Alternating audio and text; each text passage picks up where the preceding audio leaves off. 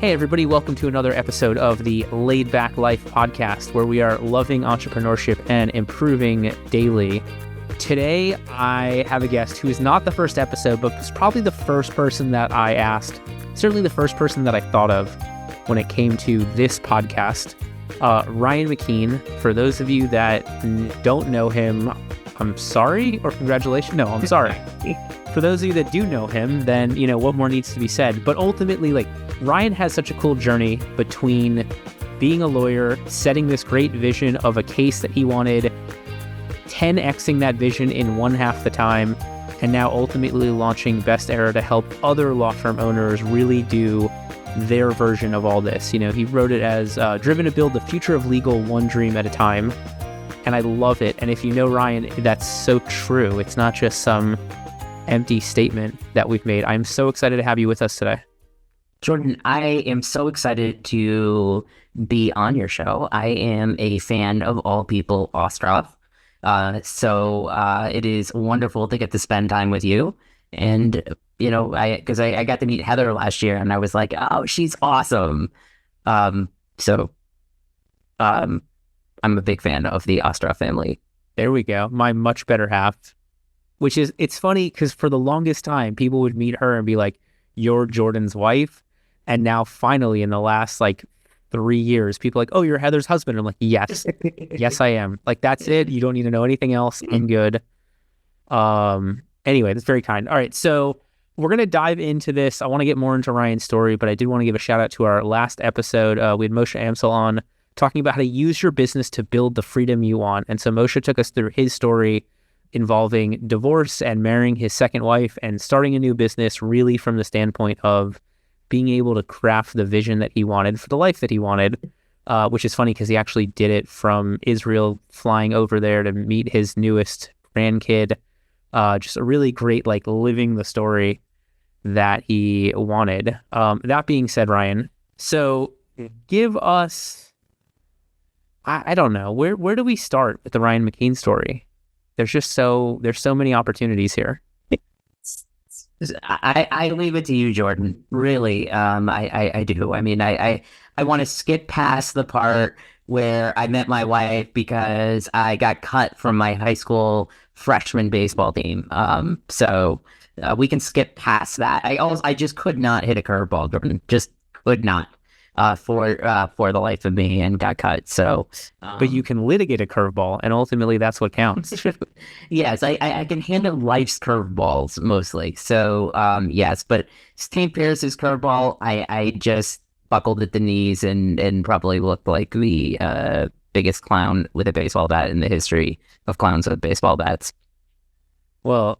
And now, for those of you that don't know, Ryan collects I'm going to call them funniest cards of sports. Just the funny name, fuck so-and-so on the bottom of the bat, all of the... So it really, it's really something. I'm a history major, Jordan, and, right now, there just aren't guys named Dick anymore. It just does not happen, right? But, 50 years ago, everybody was named Dick. So that lends itself to a whole host of funny things. And the other night I was getting ready to go to bed and I look at my nightstand and I started laughing. And my wife said, what's so funny? And I was like, I just picked up a Dick Paradise card. But that can never not be funny. And it was next to a Dick Sharon.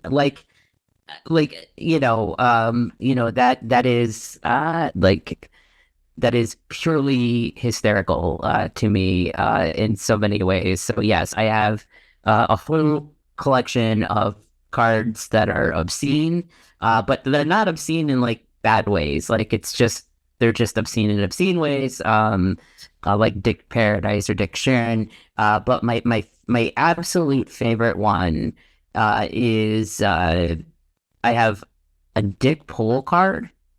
And it's Dick Pole playing for the Beavers. You just cannot make this up. We do live in a simulation. That's a minor league card, and it cost me $35. But if the house was burning down, I think I'm gonna grab my Dick Pole Beavers card. So, yeah, there we go.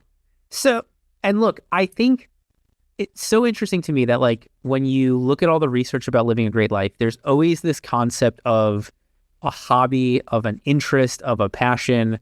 And so I don't necessarily want to say that you're passionate about collecting the cards, but certainly like there is a hobby behind it. There is that joy of the hunt. There is the looking for that card. There is an achievement to be said by things that are much more simple than helping somebody through a case that is the worst part of their life, than helping another lawyer coach up, in a way that they can afford to spend time with their family and whatnot. Like there's beauty in the, I don't know, simple? Is that the word? Yeah, no, it's right. Like it gets back to the fact that I think, you're going to have a good life if you can enjoy, the company of others and a cup of coffee. And sort of like the baseball cards are not some elaborate hobby. Like it doesn't require me traveling places or spending gobs and gobs of money. My whole collection is mostly, except when I splurge for the Dick Pole Beavers, like most of my cards are like under $10, available on eBay, and sort of assembling, cards that just make me laugh, and a great collection of them. To me, it's like it's a noble ambition, and it doesn't take a whole lot of time, but it's the kind of thing where maybe if I'm in a town or something and there's a card shop, maybe I'll stop in, or you set eBay alerts to Dick cards and you just see what comes up on your phone because you just don't know. So where did your interest in these cards come from? That we can all go back to being 12 years old, and some of us have never grown up, even though we've aged. But like in terms of you making the time for this, in terms of you embracing having this fun and enjoying this, is that something you've always done, or did you have to get your business to a certain place to feel like you could take this time? Like walk me through some of that. Well, I think that the key thing was like, look, I grew up, and I remember my 7-year-old Christmas was getting the 1987 top set, and like that was just an exciting day for me, and as a 7-year-old. And then I collected cards pretty much until I got to middle school, and then I stopped. Right. But I always was like, oh, they're collecting baseball cards are cool, but I just didn't either have money or time or interest in doing it. But as I hit middle age and I had a little too more money and like more space to store them and some idea of what it is that I wanted, and I think for baseball card collectors, like the sort of greatest thing is like you get to determine your journey. And so there are people out there who say like, I want to get every Red Sox player of all time. Or there are people out there who say, I love, John Valentin, who is like a third baseman for the Red Sox. I'm going to get every John Valentin card. So like there's no limits to how it is that you can collect. And some people, they famously collect just high value cards, or some people like to collect rookies and see if the cards appreciate. Like that doesn't hold a whole lot of value to me. So I think as in terms of like a hobby, it's low impact. It could be very expensive or not expensive, but it's really to choose your own adventure. And to me, baseball cards, I know this because I had a lot of baseball cards and they were worth nothing. So in my mind, like my internalization is baseball cards do not store value in any which way, so they should be fine. And it allows me to bring back being a kid, and I do have an 11-year-old son, and he thinks it is awfully funny as well. My 14-year-old daughter thinks you're weird, but otherwise it's just something to do. Well, and it's fascinating because we had Victor Medina on, I don't know, a couple of months ago, and he was talking about like we all get caught up on other people's scorecards. We want to have the $1 million firm, we want to have 10 employees, whatever, instead of actually figuring out our own score. So I love that like you dove right into this hobby standpoint from the like you get to pick what you are collecting, you get to pick what that hobby is, you get to pick what you're searching for. I did a really fun one, which was I wanted autographed cards from everybody on the 2004 Red Sox. The first team in my lifetime, first team in 86 years to win the World Series. And so I set out to just find autographed cards from everybody. And like the big players like Pedro and Poppy, like those are relatively easy to get. But then as you start going down the line, and I wanted everybody on the roster. So if you played one game, like I wanted your autograph. And so some of the guys are really hard to get, who are like obscure. Like, where are they, right? And so I kept whittling it down over months. And then there was one guy by the name of Byung Kim. And Byung Kim like doesn't sign anything.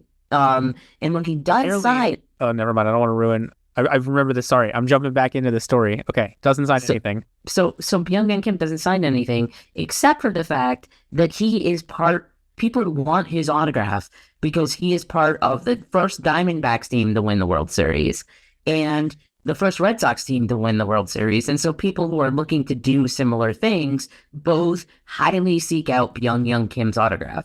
So Pedro Martinez is a Hall of Famer. His autograph is cheaper than a Byung Kim. It's like a distorted market, right? So I kept trying to find Byung Kim autographs, chase them down any way I could online, look at different sites, look at Facebook. And finally, like I was like, okay, this guy, it appears that he owns a sushi restaurant in San Diego.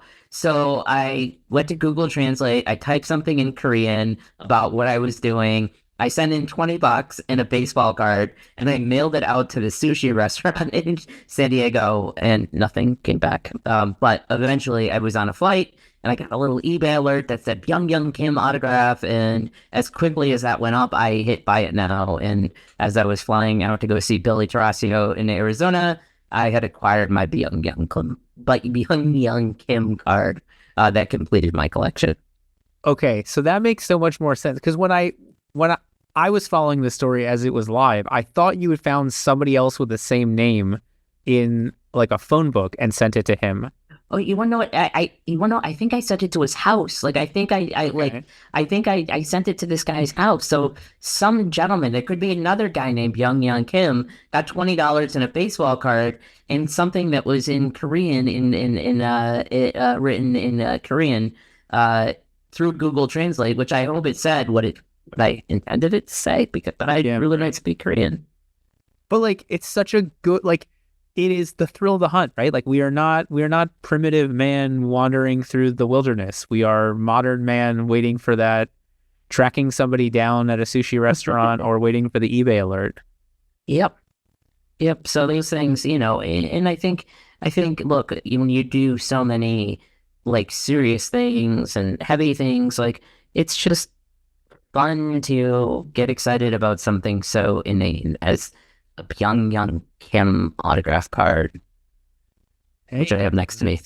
When that's the last one, it's that much more important. And weirdly, in like 10 years, like somebody may pay like 10 times the value because I have his signature and he signs nothing. So there you go. So I love, you mentioned this 7-year-old Christmas opening up the Topps pack. So I'm not telling everybody listening to this to suddenly start collecting baseball cards, but I think there's some sort of methodology in there, right? Like there's an element of nostalgia. There's something to help people find the right hobby, passion, interest for them. Oh, there you go. Okay. So I have here a box of 1987 Topps baseball cards in my office. And so this is, you can buy these on eBay for about $50. So very cheap. Like most card boxes now cost, you could spend anywhere from $150 to, thousands of dollars on cards, and they can be hard to get. But they printed so many of these damn wax packs in like 1984. So one of my favorite things to do is invite guys, usually guys, about my age, like, hey, come to my office and like, let's open a few packs of these. And people are like, oh, there's a Dave Righetti, a Mattingly, and it brings them straight back to their childhood, and it's a ton of fun. There we go. So for somebody who doesn't like baseball or whatever, like how would you walk somebody through finding that passion, that interest, that hobby to like add that next stage to a fulfilling life? I mean, I think what it is like, if I had to do it myself, it's like go back to like what brought you joy as a child, because adulthood has a huge way of like it's suffocating your inner child. Not maybe not you, Jordan. I mean, you seem to have a bridge this gap with your No, I had to go back to what was fun as a kid. So yeah, Ongoing thing. so go back to what was fun as a kid. So if you like RC cars, like buy an RC car. And like the cooler thing about being a little bit older, right, is you're nowhere near as like constrained by money, most likely. Like when you're 7, like you rely on grandma's Christmas gift. Like that's what you rely on. And when you're 44 or 45, you can make your own money.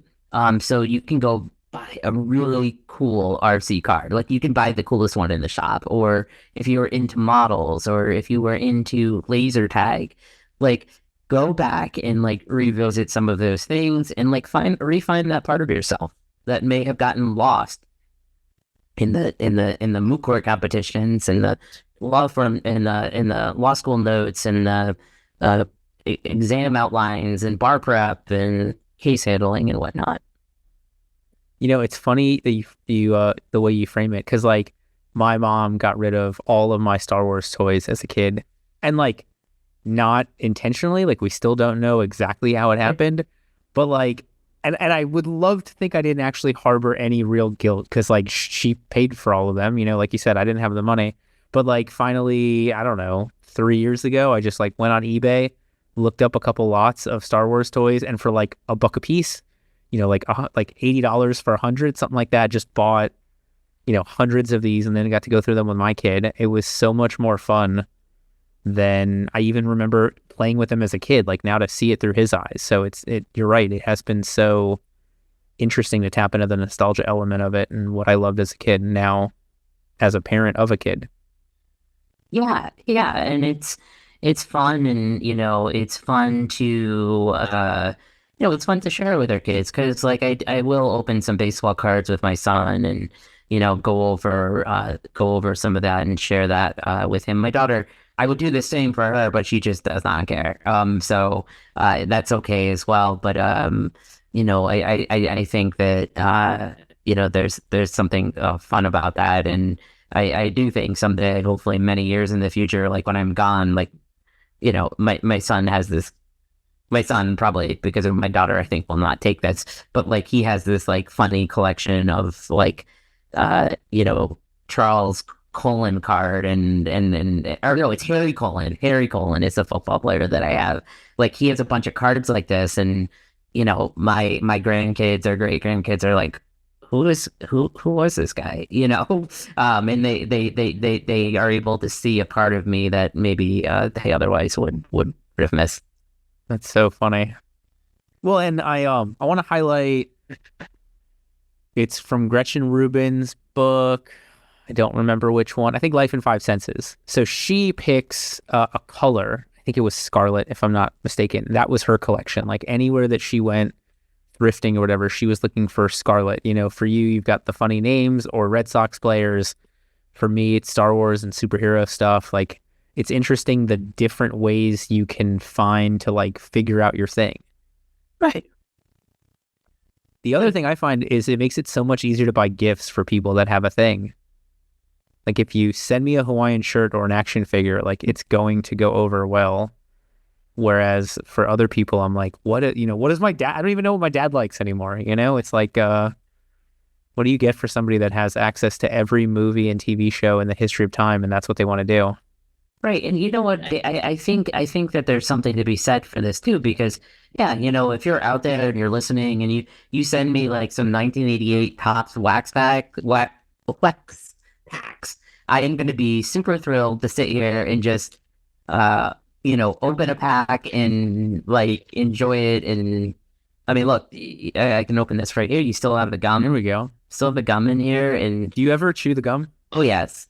It tastes exactly the same as it did when I was a kid, except like a little bit drier. I mean, But look, you open this up and it's like I got a Daryl Strawberry here, and like they're just players that you forget. And also, like the fun thing about this one, Jordan, is like I'm looking at this, like people just look differently. Like I don't know what happened, but like people look different right now. Like they don't make people who look like Jack Clark. I mean, it just like John Candelisi. Like it's like people. I don't know. They just look differently. Some of these pictures are absolutely terrible. You can tell the guy who took the pictures of all the Yankees, he was a photographer who just didn't. He kept like the same angle on every single player. So like every Yankee player basically looks like a Don Mattingly card because it's all from like the first base side or third base side or whatever. And like they just like and sometimes I'm like, oh man, I wonder if this player like pissed off the photographer because like this is terrible. There's like a 1990 Ron Karkovice card from the Chicago White Sox, which I absolutely love because he's got this mustache, he's got this like batting helmet on, he's in the bullpen, he's talking on a phone in the bullpen. I mean, he looks like he just ate a bucket of chicken wings and like had 3 Michelobs, and he has this styrofoam cup in his hand. And I'm like, of all the pictures you could have got of this baseball player, like this is the Ron Karkovice moment. So I love things like that because as a kid, like you don't necessarily get it. You're just like, oh, here's Ron Karkovice, right? But then as an adult, you're like, I bet this guy pissed off the photographers. Well, so that should be your next collection. The beer and fried chicken Red Sox team. You can get it on. Oh no, that's a very painful episode of Red Sox history. Yes, makes total sense. All right, I'm gonna dive into this again right after this. I want to talk about our newsletter for this week. So coming out this Friday at 3:00, best newsletters from 2024. So if you didn't read the other 52 newsletters, but you want the top 10. I present to you this Friday as your great opportunity to take a year of newsletters down into one thing. All right. So that being said, Ryan, we're talking passion, interests, hobbies. Is there a way to do this that helps us grow our business, or should we keep these things separate and it really is two different things? I mean, I think you need to, if you're going to be successful at most things, like you need to bring your full self to your job and to your work. And it needs to be like an authentic self. Like I am never going to be like, pretend I am some musician or painter or have any skills in this way. But, if you're yourself, like you're going to connect with people who are similar. And I think in today's world too, like we're looking for things to connect over. Like there's so much out there that divides people, like intentionally for political reasons or profit reasons, that we are hungry, or there's at least a yearning for commonality and coming together. And so if I'm like, I've had lawyers in my office, and I'm like, let's have coffee and like, let's rip some, 1988 Topps wax packs. And they're like, oh my God, this is like the thing I'm looking forward to the most. Right.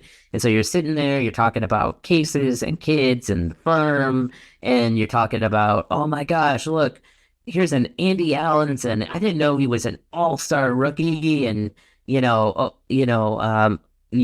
see the A's card, and I think like, oh, this is going to be a McGuire. No, it's a Joaquin Andahar. Like, you just, you forget about players. And it does definitely bring you back and connect. So, and look, if you're a fisher, if you like fishing, like same thing, like there's no limit out there for, I think, ways to meaningfully connect that are not sort of forced networking things or things like that. People are looking for that. So yes, that's a long way of me saying yes.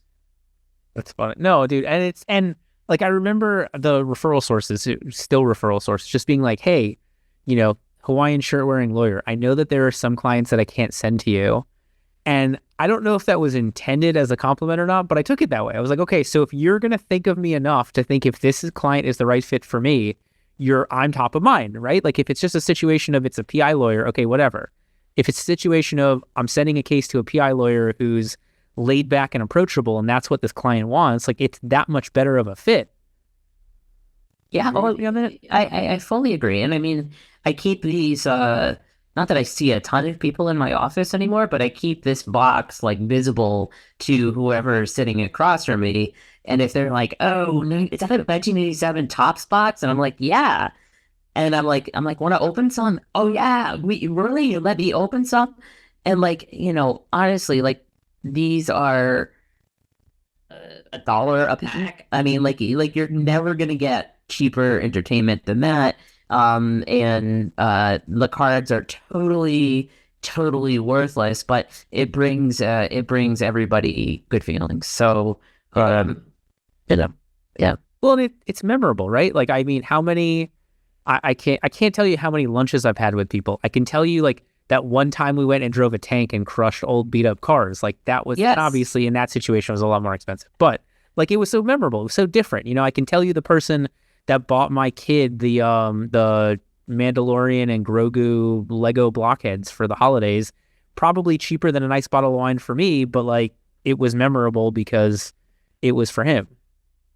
Right. And I think, the thing is that we tend to, or most of us get to a point in life where like we can achieve sort of like our material wants. And so like, I mean, like, I don't know, like there's a new PlayStation Pro that came out and like, if I really wanted it, like I could probably go buy it, assuming I can find it for sale. I don't know. But like, there's not that limitation there. And so, yeah, to your point of like an element of surprise where it's like, what do you get? Somebody that has everything, like they probably weren't thinking about 1987 Topps baseball cards when they walk into your office, and they're overjoyed to get them, and sort of brings them back. And yeah, they definitely ask about the gum. That is definitely a thing, and I've definitely had people eat it, and I've eaten it too, but too funny. So let's talk about the flip side of this, right? Like you mentioned the bringing your whole self to work and incorporating this into, who you are, which I totally agree with. What about the opposite from that? Like being able to have the time for these passions and interests. How do you feel like that has changed you as a business owner, as a coach, as a lawyer? Like, do you feel like that's made you more patient, more grounded? I don't know. I don't know, Jordan. I think for me, like, I used to run a lot. I think maybe I'm going to get back into that. Like a lot, like 2,000 miles a year, like marathons, like that was like my whole thing. And then after I had my second child and he was like 1, it just became like I couldn't go out for 4.5 hour runs and that kind of thing. With a new baby at home, you couldn't find 4.5 hours straight? Geez, well, Ryan. I mean, I could, but then the problem is like after you run like that, you get really tired. So what you want to do is go nap. And so my lovely wife, who is fantastic and supportive in every way, is like, she's been with these 2 children the whole morning while I've been out running. I come home, shower, and I want to lay down. And she's like, what's going on? And like, kids don't understand, like, you're tired. Like, that's not a thing a 3 or 4-year-old can understand. Like, daddy's tired. So they have needs and wants that are pressing for them. So I sort of gave that up. And really, I want to say that for the better part of most of, I'd say, the past 12 years, like, my focus has really been on just 2 things. One of which is being like my business or businesses at this point, and the second being my kids, my family. And like those 2 things like took full priority. But now that my kids are a little bit older, like at 11 and 14, like my 14-year-old daughter is wonderful, but she's like a college roommate or something. Like she texts us when she wants food and occasionally comes out and then goes back up to her room. Which is fine. But most likely any free time that I had was sort of, going to their school play or watching their flag football game, and I love every second of that. And it's important for me to prioritize that and be home for dinner. So I gave up on a lot of hobbies, but baseball cards are not something that's super time intensive. It's something like I can come home after a day and scroll eBay, or I've got a few of these boxes like around the house, open a pack, look at the back stats, and just enjoy. So I think it was accessible. I think it's accessible to me in that way. It's not like, hey, I love to go fly fishing, and that's a whole thing, right? Like all of a sudden you find yourself needing to spend thousands of dollars on a fly rod and go out to Montana and all of these things that maybe one does, because probably if you know me, like I don't half-ass anything. It's like I go all in, and yeah. So I think it was accessible. Mailing a card across the country with $20, hoping for a signature. I love it. It's like you ever read Comfort Crisis by Michael Easter? Yeah. So in essence, like the overarching story is him like getting dropped off in Alaska to go hunt while it's freezing and survival and the whole thing. But in that, he talks about how like you need to find things to struggle with. Like life is so easy, like I can sit here and look something up on Amazon and be like, they can't deliver this in 2 hours. Like, yes, why? And so finding some things that are difficult, whether it's running, whether it's tracking down the right card, whether it, whatever it is, like it's amazing to me the ability that we can choose what we want to have more difficulty about in our lives. Well, yeah, because it's sort of like, I think for entrepreneurs, a lot of times, it's really the Sir Edmund Hillary quote, like, why did you climb Everest? And it's like, because it's there. Like, and so finding those different challenges, I think, through hobbies is important. Like, why did you want to complete the 2004 autographed Red Sox baseball cards? It had to be baseball cards. Like, that was the parameter. They didn't all have to be wearing the Red Sox uniform, though I did get Young Kim in a Red Sox uniform. But they all had to be baseball cards, so getting a baseball was not going to be acceptable, or getting an autographed napkin or whatever. And so, doing it because it is there, whether that is maybe building a model or doing a Lego set or collecting comic books or, doing a triathlon for that matter, whatever that is, I think is a worthy endeavor. And I think for me, or I think probably for many of your listeners, like it's you do that so much when it is fairly high stakes. Like, it is high stakes when you're trying a big case, or you're building a business and people depend upon you. Like, whether or not I get the Young Kim card is not high stakes at all. And in that sort of letting go, like, there is joy. Yeah. Well, that's there was this thing I read that talked about like Rod Stewart has this model train collection that he's had for 25 years, and like just because there's enjoyment in it, like we're not talking side hustles, we're not talking a second job, we're talking like finding these random things. And I love, so you framed it as there's like a nostalgia element, there's an accessibility element, there's an affordability element of it, there's an enjoyment of the hunt element of it. Like, it's a crazy cool opportunity for everybody listening to this to really figure out like what's the thing you want to look for. Right. And also it not being serious. Like, I don't know. I think for me, and I think actually that's where like running became like not as enjoyable, because like look, at first it's like, oh my God, I did a 5K, like this is amazing. Then it's like, I did a half marathon, like this is amazing. Then it's like, oh my God, I did a marathon, like how the fuck did I do this? Right. And then all of a sudden you start getting into running clubs, and then it becomes about your splits, and then your training becomes very specific. And then, yeah, like I went from like a 5-hour marathon to like 3:52 and all the things I had to do, but it felt very serious. And I remember I was in a running club, and I was training with people. And this is one of these moments where it occurred to me, and like, these are all great people, but these are all people who like to get up at like 4:30 in the morning on a Saturday, run through 90-degree heat at 20 miles. And like, so it's a unique kind of individual that does this.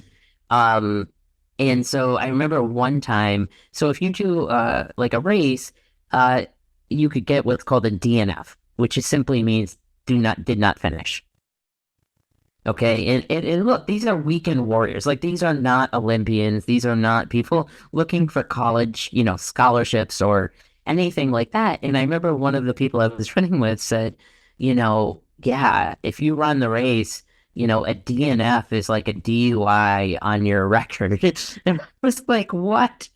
like, there's no consequence to me finishing or not finishing a race. And primarily the reasons you wouldn't finish are like you're sick or you're hurt. Yeah. Or sometimes like any runner will tell you it for whatever reason it's just not your day. Sometimes it is and sometimes it's not. But like that level of this like seriousness about it as I got deeper into it made it not fun. And so sort of collecting and also just constantly timing things and watches and have to do this and have to do that. And so I feel like there's no competition.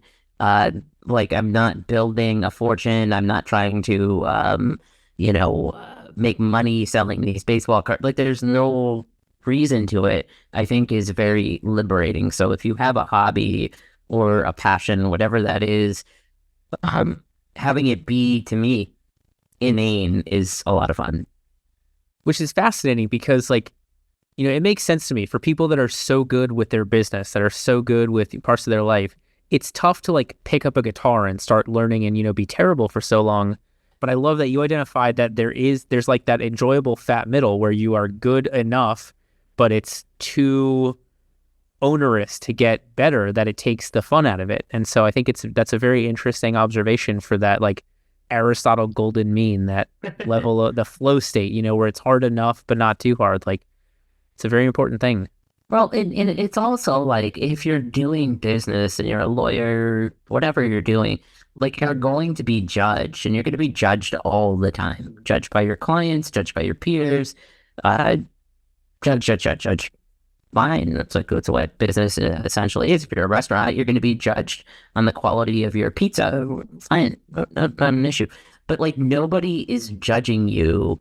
It's all a total judgment-free zone. Like getting or not getting the Young Kim autograph is like there's no like character trait associated with that. Like there's just nothing, right? There's no, and there's also like, even when you do running, like it's like your results are on the internet. Like we've become such a society that is so obsessed with status or publicity, and like there's really almost like a lack of anonymity, or there can be. But if you get really excited that you pulled the Wade Boggs out of this 1987 Topps pack, and you read the back of it, and sometimes they write funny things on the back or things that are now funny. Or you just are like me and you're like, oh, I can win a trip for Forge in 1988 spring trading. Like, that's funny, because I'm the kind of person who would think, like, what if I filled this out? Like, what does Topps do? Chances are they do nothing, Jordan, but maybe they're like, hey, you're going to go to 1988 spring training. And I'm like, what does that mean? Like, time machine? What are you doing, Topps? There we go. They get everybody back together. They pay all the people to come in now that they're, 40 years later. Well, and that's why I thought it was really interesting. I mean, this is, we are recording this in November. You all are going to see this in January. But like literally this week, the Pittsburgh Pirates announced this huge, like Willy Wonka-esque search where if you're willing to give this 1/1 Paul Skeens card, they will give you 30 years of season tickets behind home plate, plus a bunch of other stuff.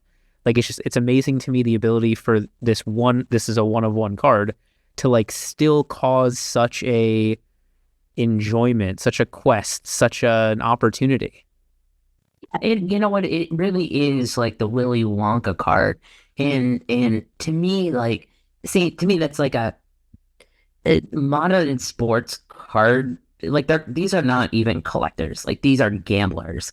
Like these are scratch tickets with like long odds that buy into like card breaks on eBay, and like they're trying to base, like there's one chase card that if you hit in a series, like you're going to make gobs of money, but basically everybody else is going to lose varying degrees of money in all of these things. So sports cards like that have long become like gambling. And so my way of dealing with that is like I just don't participate. Like I will buy a set of Top Series 1, a blaster box from Target, and we'll open them with my son, and maybe we get a parallel, or maybe we don't, or maybe there's cool cards, or maybe there's not. Fine, but I'm not looking to make money. And I can get as much joy out of opening 1987 Tops as I am going to get that Paul Skeens card.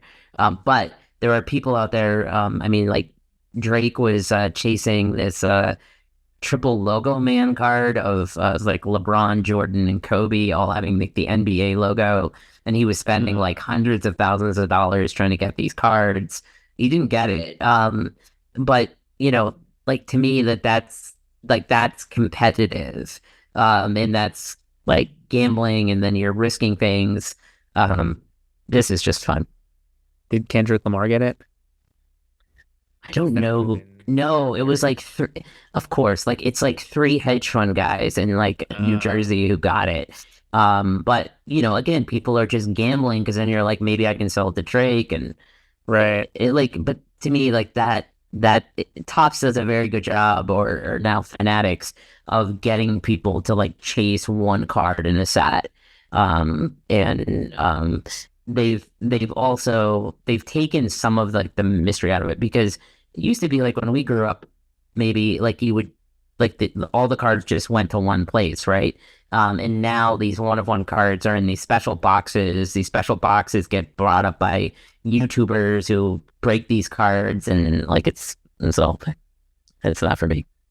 But I think it's about, in a hobby or whatever it is you're doing, saying like, these are the things that don't bring me joy. Like, I'm not going to chase this. I don't need the biggest boat. I just enjoy sitting on the lake in my, small boat and reading a book, and that's cool.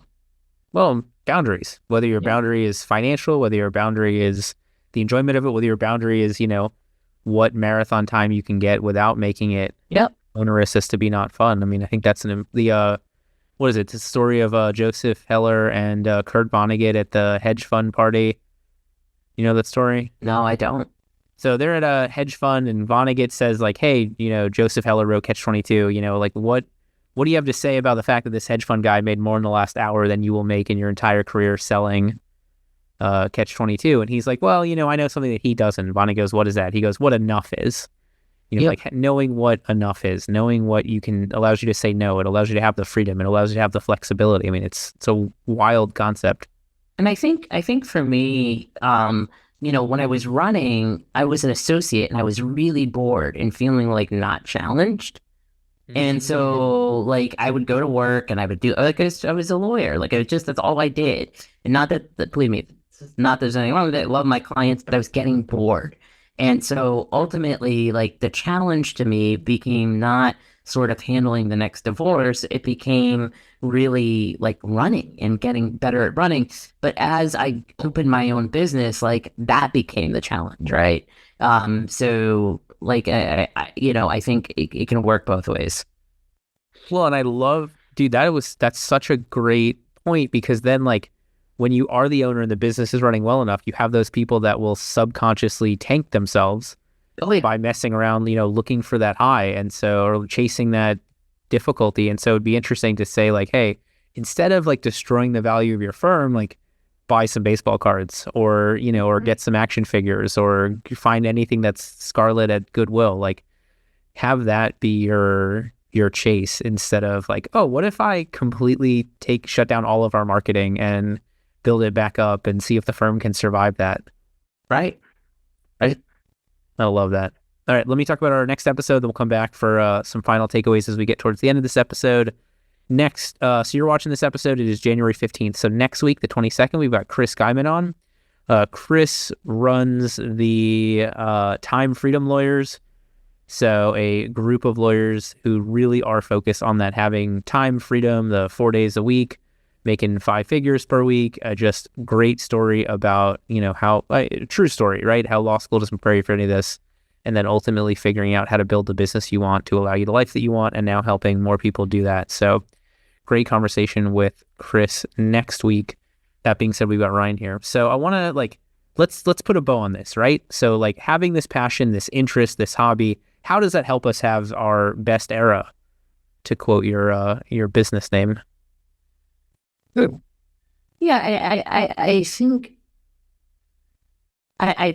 one of the reasons why we named Best Era was we thought about well, what do people who are in this space generally want, right?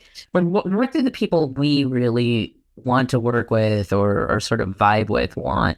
And look, it wasn't just about wanting to make a bunch of money or wanting necessarily more time off or whatever, wanting to empire build.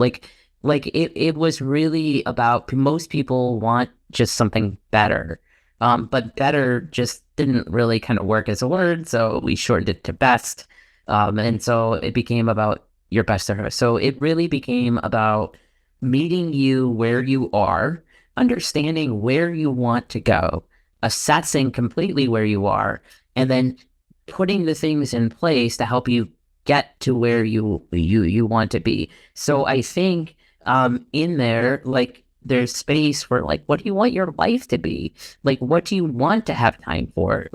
Are you lacking in challenge? Well, maybe being a triathlete is the way for you to go. Are you overwhelmed by challenge? Maybe doing something that is completely non-competitive, completely judgment-free, right? Even if you play guitar, maybe people judge you, but finding out who you are, where you want to be. So I think that's how, it's a holistic approach to change, essentially, which is what everybody who talks to us is looking for. Yeah, well, yes, whether they're willing to admit that or not.